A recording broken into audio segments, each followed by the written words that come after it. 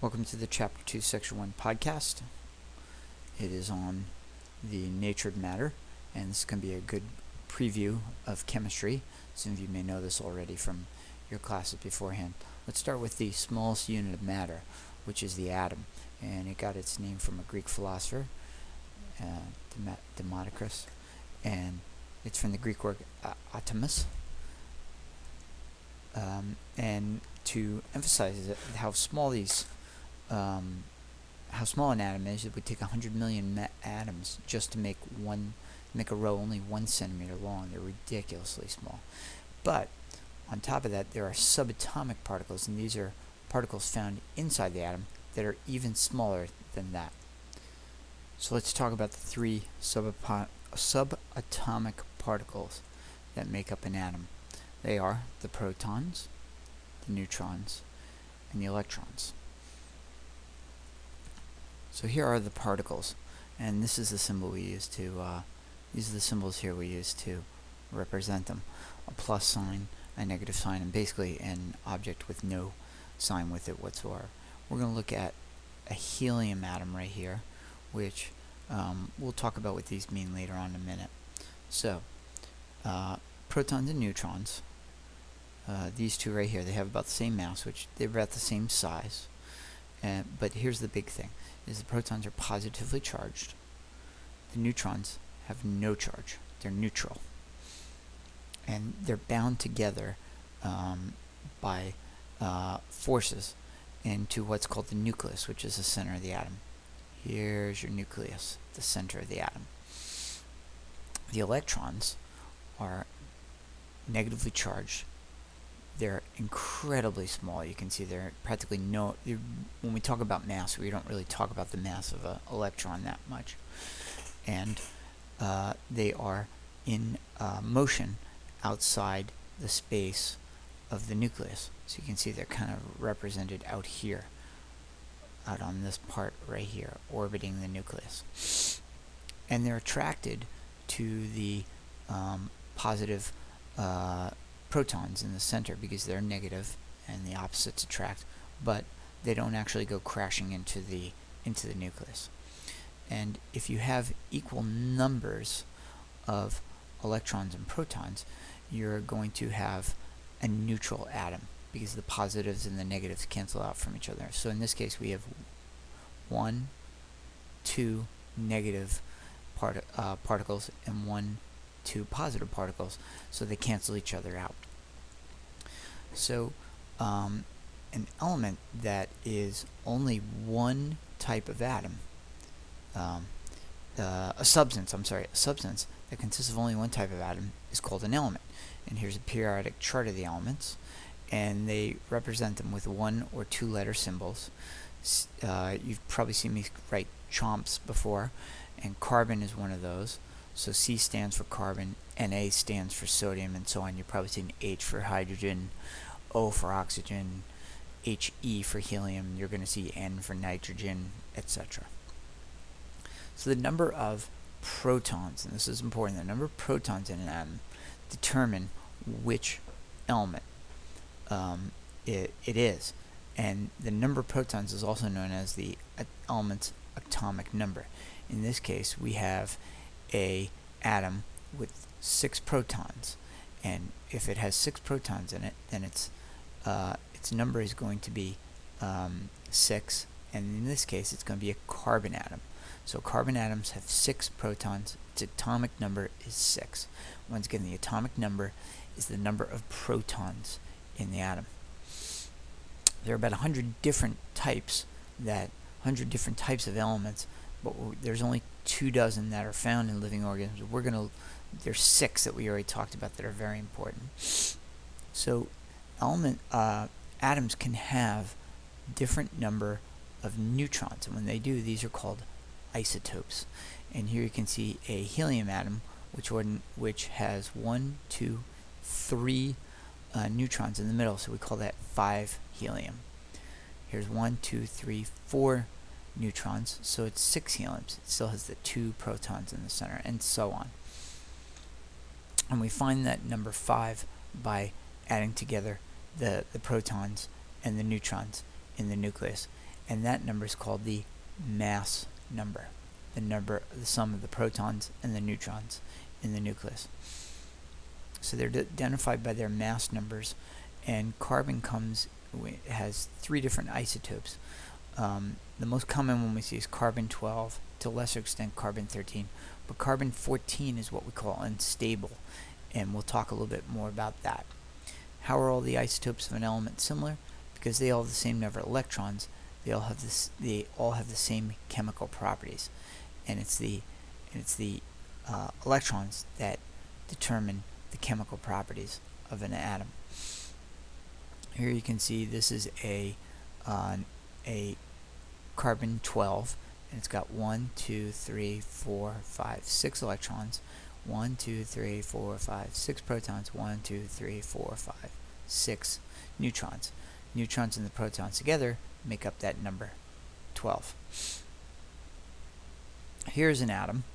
It's got 7 neutrons. So because it has 7 neutrons, it's carbon-13. And this last one has 8 neutrons, and because it has 8 neutrons in the middle, it's carbon-14. So now let's talk about radioactivity, which means that the nuclei are unstable.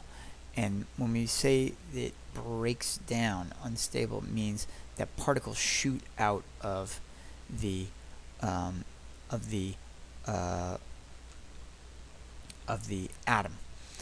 And when you have particles shooting out, we say that's radiation. It's radioactive, and that can be dangerous. As you know, there are people who can get cancer from radiation, but you also can use it in science. You can use radioactive isotopes to determine the age of rocks and fossils, and we'll talk more about that in a second. To treat cancer, by using these particles, you can shoot the particles at a cancer cell to help treat it. You can kill bacteria that cause food by shooting the radiation at the bacteria. And you can also use it as labels or tracers to follow a substance within an organism. When I had let me see, what did I have? And was it a CAT scan or an MRI? I had tracers put into my body that needed to be followed to see if there were problems with particularly with whether there was a possibility of me having cancer in my ankle. So let's see how you can use radiation. Here's the idea with radiation. Carbon-14 can be made in the air, and then it might be incorporated into a plant. So here's your carbon-14. It's absorbed from the air into a plant, which uses it to produce sugars through photosynthesis. And let's say an animal or something eats the plant. Now the carbon-14 is inside this horse here.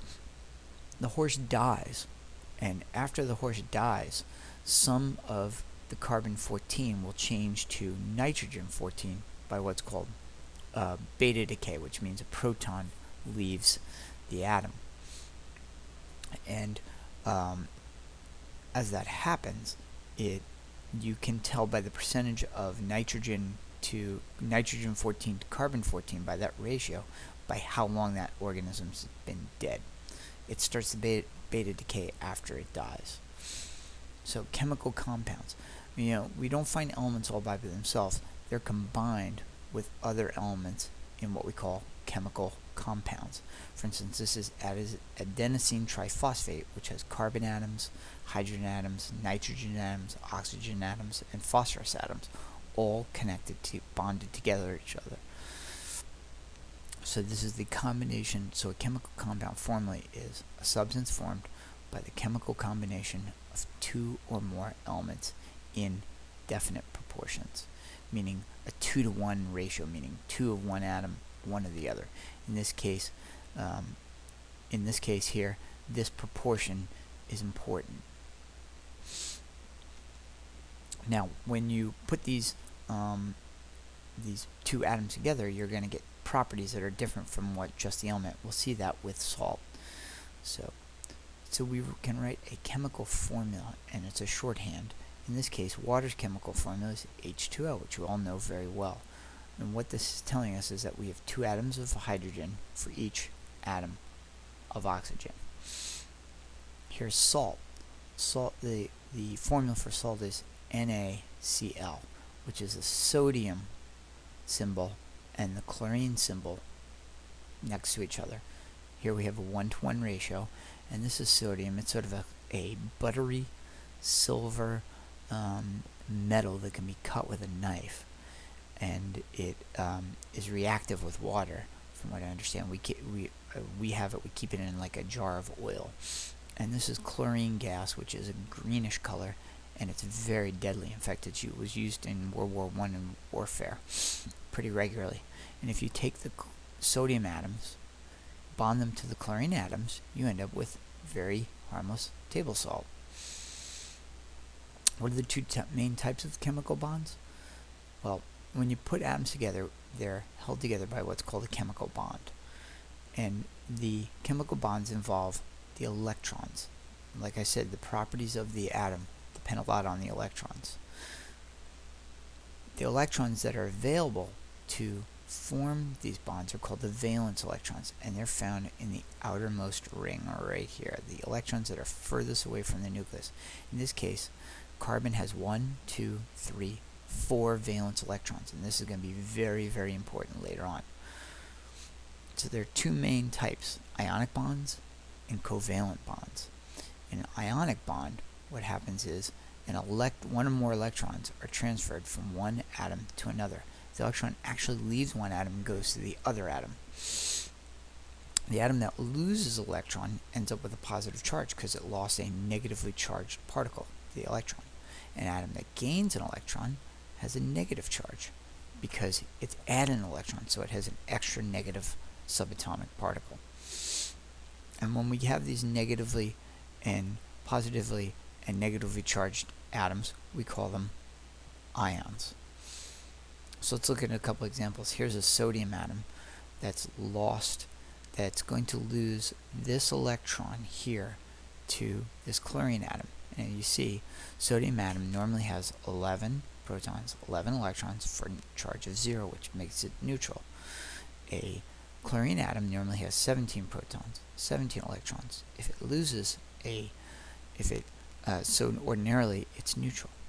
If the sodium atom loses an electron, now it has more positively charged protons than negatively charged electrons, so it's going to have a charge of 1, so it's an ion. You can see the symbol here, we have added a little plus sign to the symbol. In this case, the chlorine atoms add an electron, so now it becomes a negatively charged chlorine, so we write it as a Cl with a minus. Now, instead of transferring, sometimes electrons are shared by atoms.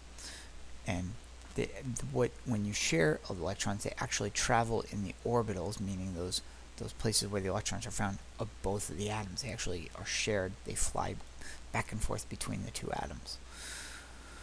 So, covalent bond forms when electrons are shared between atoms. So, and when you only share 2 electrons, one from each atom, we call that a single covalent bond. When atoms share 4 electrons, it's called a double bond. And when they share 6 electrons between the two of them, it's called a triple bond. In this case, if you look here, you can see that this carbon atom here is sharing 4 atoms with this oxygen atom there, and the carbon atom is also sharing 4 electrons with this oxygen atom. So it's 2 double bonds. These are both double bonds between this oxygen and this carbon, and that carbon and the oxygen. So there are 2 double bonds.